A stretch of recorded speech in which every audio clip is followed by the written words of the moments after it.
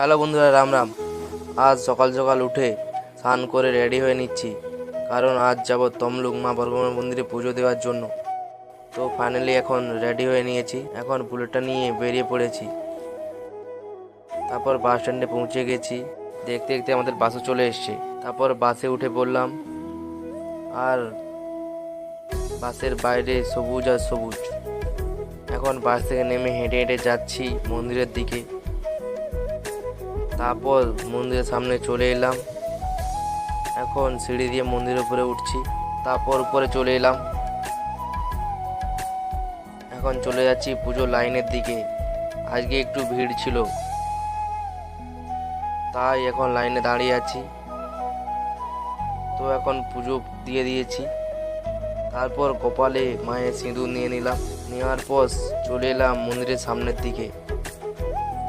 এখন পুজো দেওয়া হয়ে গেছে, তাই বাড়ি চলে যাচ্ছি। টাটা বন্ধুরা।